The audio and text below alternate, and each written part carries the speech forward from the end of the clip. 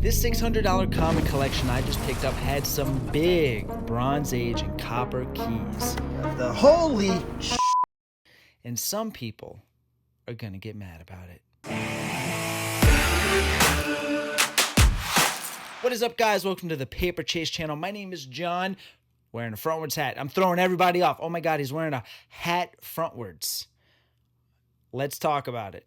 It's not that big of a deal. Welcome to the channel. If you're new here and you like videos like this, subscribe. What I'm going to do in this video is break down a $600 comic book collection that I got that might be the best of the year. I don't know if I'm going to top this or not. Maybe you guys can be the judge if you think I can top it, but I definitely did really well on this one. Now, as I like to do with any comic collection video, is give you the backstory. How did I find this? Let me ask you guys, how did I find this comic collection? Bueller. You guessed it, Facebook Marketplace. So here's the backstory. I see about 2 weeks ago a listing of a guy that posted some comics that I was like, I would really like to get this collection. He was asking a couple of $100 for a set of, I think, 3 or 4 comics. And I was like, of course, I messaged him. I said, what else do you have? He said, there's more, about 500 books in this collection. And he gave me a range of titles and things like that. And so I could not get to him immediately. I set up a time to meet him like the next day, right? And he completely ghosted me. Fell off the face of the earth for 2 weeks.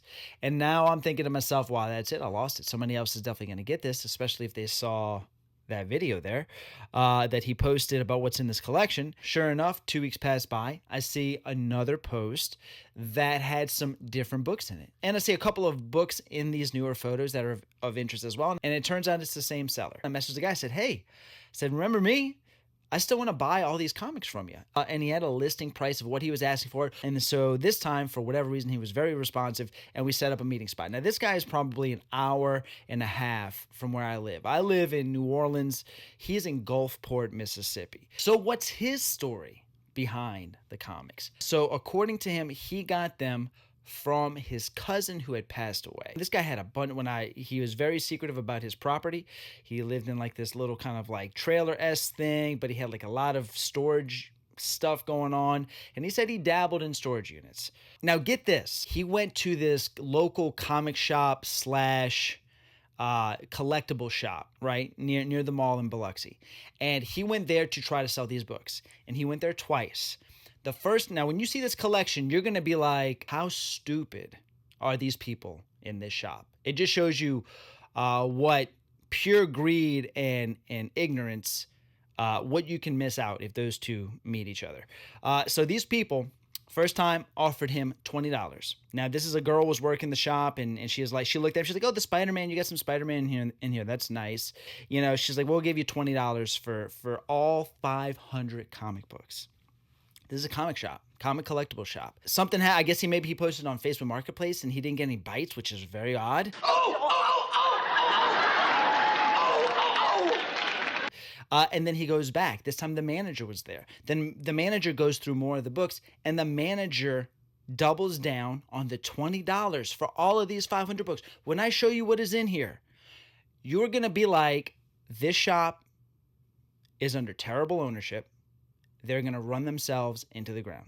Just wait and see. So at this point, this guy was so insulted by this $20 lowball offer. He's like, you know what? He's like, I just want them to go to a good home. Somebody who likes comic books, who appreciates comic books. And so he put the listing price at $600. I guess he did a little bit of research on some of these. Like I said, he had an idea that there's some first appearances in here, some comics worth grading. And he put an asking price of $600 on the whole lot. So based off the books that I saw and off of his asking price, I mean, we did it. Actually, I gave him a little bit more. He said he was ex-military, ex-Marine. I think I had $650 cash. And I just gave him the $650, even though he was asking $600. I said, thank you for your service, and I appreciate the great deal. And he's going to contact me for anything in the future that comes across his way comics-wise. So it was a nice, great deal, clean deal. And then, all right, here we have the books. You could see they gave me a couple of these drawers here. I've seen maybe 10% of this. We're going to start picking through it. They smell a little moldy, They were probably sitting in a damp area. Not saying that they're full of black mold or nothing, but I do have mold sensitive sinuses, so okay, hold on. Getting a little excited here. Let's not jump in just yet. I'm gonna do as much of this as I can. Hopefully I stumble upon maybe some good stuff, but I might have to do majority of this with like a mask on. Sandman stuff. What issue is this? 11. That is these 11 and 12. Those are pretty high grade. 16 and 15. We're just gonna kind of roll through these. If I miss something, by all means, call it out. Uh-oh, we got some giant size Bronze Age. We know what we're hoping to see. I love the aesthetic of this. Crappy old drawers, weathered bags, Bronze and Silver Age. This is the type of stuff we like to pick up for sure. ASM 139. Got some classic Romita Spidey stuff. 148. 145. These are all in... They seem to be in pretty decent shape. They got a little bit of foxing, but I can fix all that. We'll see. Some of these, you know, when you get into these mid 100s, some of these could hold a bit of value. There you go, 147, second tarantula. A little bit of rust by the staple there, but we're gonna keep on. We're just gonna keep on moving. Awesome Punisher cover, some newsstands.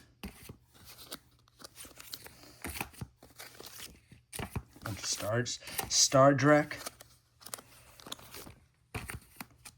some Alpha Flight. Man, never heard of this. Secret Origins, reprint Tales from the Crypt, ASM 264. A lot of these are double bagged or double bagged. Got that. Viking Heroes. Okay. Long shot number 5.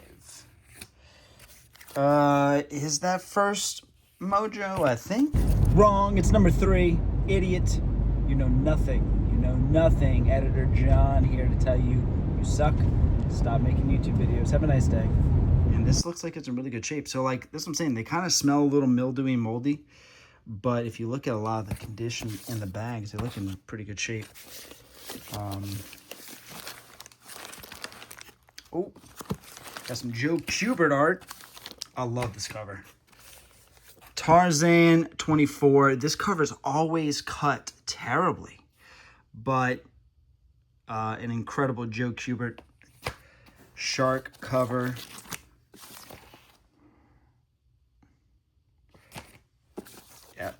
Starting, I can feel the, actually I can kind of feel the sinus pressure. I can actually kind of feel the irritation going on. All right, we got some ASM 164, 140,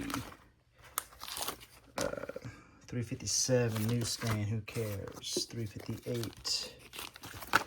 So as you can see, and as I mentioned in that video, once I started kind of fumbling with these in an enclosed space, I could definitely tell that there was some mold in there. I don't have many allergies in life, thankfully, knock on wood, but mold is definitely one of them. I did one collection that I got from Orlando, Florida, a very long time ago, about 5 years ago, that was so bad with mold, I honestly don't know how I'm still alive today. It was terrible. I shouldn't have never messed with it. But now I've got everything kind of organized, and I'm ready to break this collection down to you, with you. Let me say this, very important. If there's anything that you see in this collection that you are interested in, message me on Instagram at Paper Chase Comics. I think it's Paper Chase Comics on Instagram, not shop. I don't know. Paper Chase Comics on Instagram. Message me on Instagram if you're interested in anything else. Now, I'm going to say probably 70% of this collection I'm going to put into my own personal dollar bins, even though they're not dollar books. There's a ton of 5, probably even 10. Some of these maybe even $15 books. But a lot of these based on title and condition, I'm just throwing a bulk of these into a dollar bin that I'll sell locally. And then everything else I'm going to sell in lots, keys, and 3 of these are going to get graded. So the first thing I'm going to show you is just some few videos is just some good consecutive runs or some like issues or minor keys, and then we'll jump back over and go over the big books.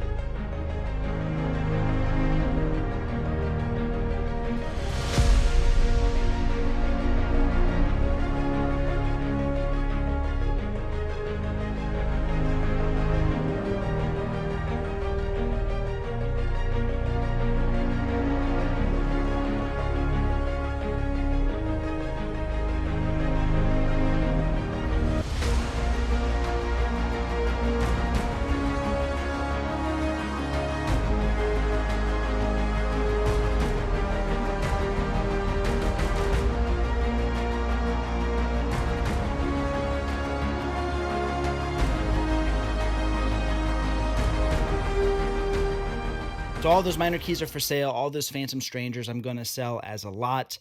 The Spider-Man, whatever I don't have, I'll fill the holes in my collection, and then I'll sell the rest of those. But now let's get into the juicy stuff, the big books. Well, we'll do one more little warm-up book just because I put this in a Mylar because I'm keeping it. I do like Dave Stevens. I collect Dave Stevens.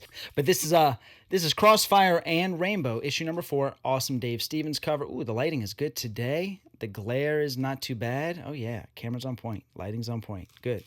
Good video for that to happen. We're going to start heating up now. So next up we have Super Mario Brothers number 1. This is probably, I'll put price comps on the screen.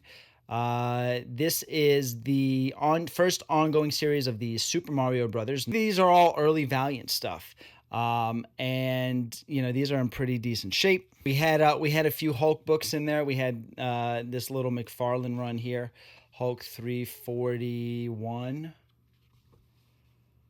342, 343. I love this one. This is actually an ASM 300 homage. So all those Todd McFarlane covers were in there as well. And then part of that, what that was in there, was Hulk 340. Classic Todd McFarlane cover. I probably will put this one up for sale. I might actually do the 340 through 344 as a lot and just sell that. I can tell you that this is a lower grade copy. It's got some staining on the bottom here, some heavy, you know, like heavy foxing and some other just various stains. But it presents, you can see, presents extremely well. So I'll probably sell the Hulks as a lot. Now we're going to move over to a full run. Well, not a full run. It's not a complete series, but this is a full, every single issue in between these numbers of Neil Gaiman's Sandman. This is issues 1. I haven't even bagged and boarded all these yet. This is issues 1 through 18 of Neil Gaiman's Sandman. So there's a couple of issues in here. Obviously, your issue number 1 here, and this is in incredible shape. I would grade this if I didn't have the entire 1 through 18 run. If I just had this one, I would definitely grade it because I definitely think it's worthy of a 9.4 to a 9.6. And which in itself is, you know, is a couple of $100, I think, in value, including this one here, which is number 8, which is the first appearance of Death in DC Comics. So, pretty cool. I've never run into these books ever in any collection I've ever bought. And so it's pretty sweet that this entire run was there. Number 18 can have a blue, it's an error, right? So here's the issue here. If you ever come across number 18, there's an error variant. And the error is on this first page here. So these cats, these first 3 panels are actually colored blue instead of yellow, which is apparently just not supposed to be the case. And if you have that one, that is the rare blue error variant. And apparently they're very hard to find. And they go up in value if you have that one. So, and let's just keep on going. Amazing Spider-Man issue number 252. First appearance of the black suit. Some people think, I don't know how people still confuse this. Some people still think it's Secret Wars. And it's not. It's so crazy to me. Oh, and this is also a newsstand. This is probably like a 7.0. This is for sale. I'm not keeping that. Let's keep going with some Spidey stuff. All right. Next up is Amazing Spider-Man 238. First appearance of the Hobgoblin. If you are not yet familiar, this issue has a set of tattoos on the inside. If yours does not have the tattoos, or if you find a copy that does not have the tattoos, it is a dramatic difference in value and condition, because typically people will rip the book or the cover to get these tattoos out. The book doesn't typically hold up well if you take them out. So this one is completely intact and is probably in the 9.4 range. First appearance of the Hobgoblin. Awesome book. First time finding this book in the wild, is it? No, it's not. Second time. So I do have a copy of this book without the tattoos that I am thinking about selling. I'm going to send this one off to get graded. This is one of the ones that will get graded. But the one that I have that is without the tattoos, you consider it a reader copy. That one may be for sale. So if you are interested in that, let me know. Two more books to show you, and they are both pretty nice. I guess we'll go with this one first. This was the book that I saw that was in the very first video that this guy posted on Facebook Marketplace, that I was trying to get the first section of this collection. This is that book here, Legend of Zelda #1. First series of Zelda, and if you know, you know. This is the no price variant. There are two variants of this. There's a variant where, well, actually there's three. I think it's $1.15. I can't remember exactly the prices on top, but there's like $1.15, $1.25 price tag. There's a second print, and then there's a no price variant. The no price variant was sold at like Nintendo promotion events. It's almost like kind of like equivalent of a newsstand, but even less than what a newsstand would be. This came out in 1990. So even if it is technically a newsstand, which it's not, it's even, like I said, it's even more elusive than a newsstand would be. This is way harder to find, this variant, especially in high grade. And this thing is super high grade. I mean, look at it. You can see it's got one tiny little crease in the back that I might be able to get out. If I can get that crease out, we're talking a 9.8. And if you're not familiar with what a 9.8 goes for, yeah. The Zelda movie is coming out, and man, does it look promising. It looks like it's staying original to the lore and to the artist behind it. The original creators behind it. It looks like they got a Lord of the Rings vibes going. Everything is feeling right about that. So who knows? That's definitely not something that I'm going to sell at the moment. I'm going to get that graded and just kind of see where that franchise goes, because it is pretty cool. And I just got a Nintendo Switch 2 for my 40th birthday. So if you want to wish me a happy birthday, hit the like button, share the video. That's right, old Johnny boy turned 40. And Zelda Breath of the Wild is one of the games that I got, so with that Nintendo Switch. Okay, we've got one more book to go over, and thankfully I ran into it quite early when I started to go through these. Check it out, just to make sure I'm not missing anything. Got some Spectra. Got that. Oh, there we go. A little Werewolf by Night. So we do have multiple Werewolf by Nights. Here we got the holy. Okay, there we go. Werewolf by Night 32. Oh my God. I have never run into this book in the wild before. Oh.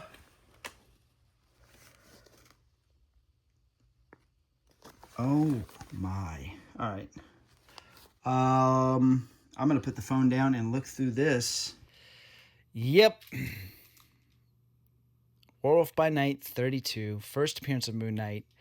Not only is this book just not something that I have never come across in the wild. I do have a copy of this already. It's a 6.5. I got it on eBay.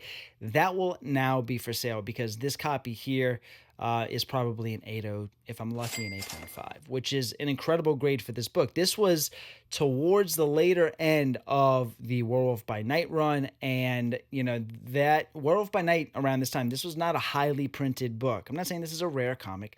I'm just saying when you compare this book to other Marvel first appearances and keys, this thing is way less printed than some of the other ones.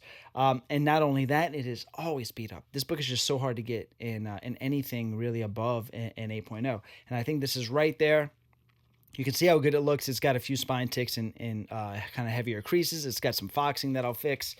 But man, you saw it. I lost my crap when I saw this. Now, John, you said that people were going to be mad about this. Well, yeah, I do think there is it's the loud, we'll call it the loud minority, right?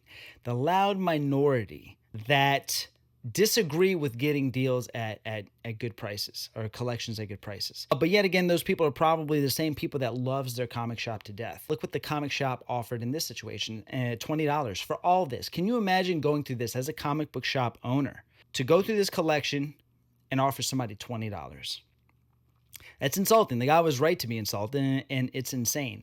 But the thing is, most comic shops operate in a sense, maybe not that bad or malicious, but most comic shops don't give you crap for your collection. Just to all those people that might be angry at the people who like to fund the hobby or do little side businesses by buying collections and stuff, when you get mad at somebody for getting a great deal, a few things. One, you got a lot to learn about life. You've got a lot to learn about commerce and business. So the people that want to get upset about some of these certain deals, hey, I hear you. I hear you.